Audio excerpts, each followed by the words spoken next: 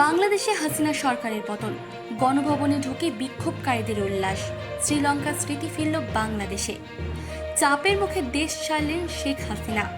বাংলাদেশের প্রাক্তন প্রধানমন্ত্রী একরকম চুপিসারেই দেশ ত্যাগ করেছেন, আর তারপরেই শুরু হয় দেশ জুড়ে বিজয় উল্লাস।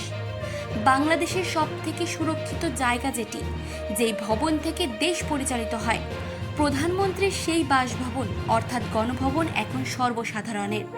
শেখ হাসিনা দেশ ত্যাগের সঙ্গে সঙ্গেই বাংলাদেশের প্রধানমন্ত্রীর বাসভবন চলে গিয়েছে বিক্ষোভকারীদের দখলে। সেখানে ঠিক ঠিক করছে মানুষের ভিড়, চলছে লুটপাট, বিশৃঙ্খলা। আর সেই ছবিই মনে করিয়ে দিচ্ছে শ্রীলঙ্কার কথা।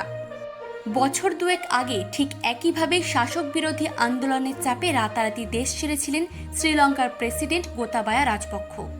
প্রেসিডেন্ট দেশ ছাড়তেই তার 7 মহলা প্রাসাদ চলে যায় বিক্ষোভকারীদের দখলে। সেই দৃশ্যটাই ফুটে উঠেছে সোমবার বাংলাদেশেও।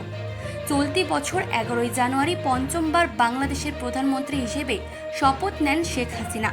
কিন্তু 7 মাসের মধ্যেই যে পরিস্থিতি এমন হবে, এভাবেই যে তাকে দায়িত্ব ছাড়তে হবে তা ভাবা যায়নি।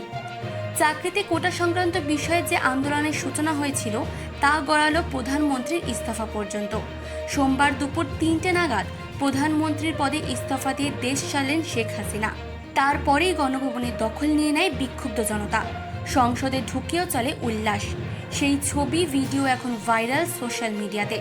ছবিতে দেখা যাচ্ছে গণভবনের পুকুরে সাঁতার কাটতে, আবার অনেককে দেখা যাচ্ছে দামি দামি জিনিসপত্র নিয়ে বেড়াতে, আবার অনেকে গণভবনের বেডরুমে ঢুকে শুয়ে রয়েছে। বিদিশা কর্মকারের রিপোর্ট, চেতনা বার্তা, জেগে থাকে, জাগিয়ে রাখে।